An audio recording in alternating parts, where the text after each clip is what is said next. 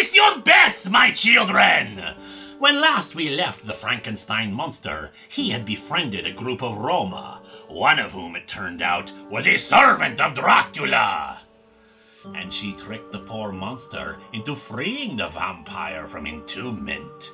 So now begins our title fight, Dracula versus Frankenstein. Dracula rises from his grave, hungry for blood.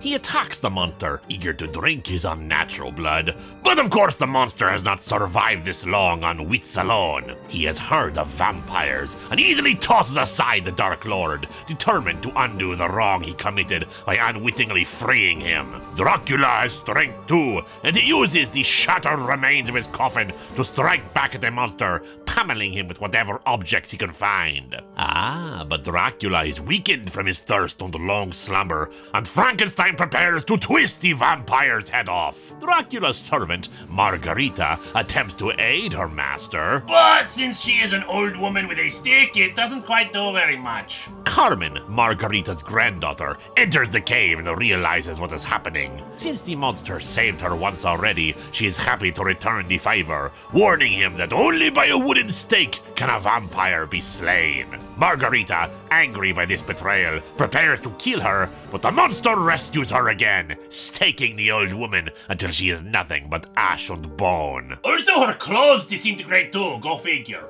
In the confusion, Dracula flees. The monster takes Carmen back to the caravan, wanting her to be safe and part ways so that he can take down the vampire on his own, but it seems the angry villagers manage to catch up to the caravan, massacring them all. The monster, enraged that those who showed him kindness have been slaughtered by human hands, forgets about Dracula for the time being, so that he may take his revenge. Carmen pleads with him not to take vengeance, especially as he is now all she has, but her words fall on deaf ears. She collapses in exhaustion while the monster seeks human prey, as does Dracula. The townspeople are well prepared for vampires, putting garlic outside so many windows. Even when he finds a single villager not guarded by the vegetable, he finds her neck protected with a cross. He flees the town and discovers the unconscious Carmen, attacking and biting her neck to finally sate his thirst. Back in town, the village burgermeister organizes as many men as he can to once again go out and try to seek the monster and the vampire.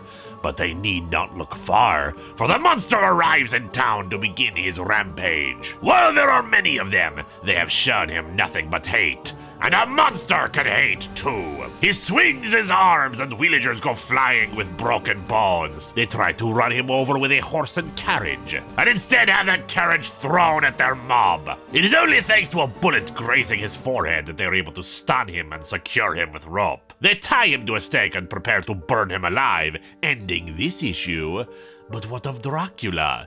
Is Carmen dead, or a new creature of the night like her sire? And can the monster break free? Well, we won't find out in this issue, which instead has a backup story.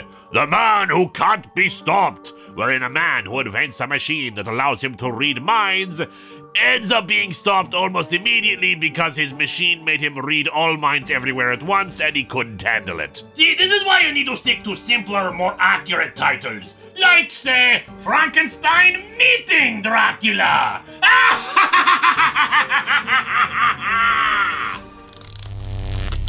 Yeah, it's alive! It's alive!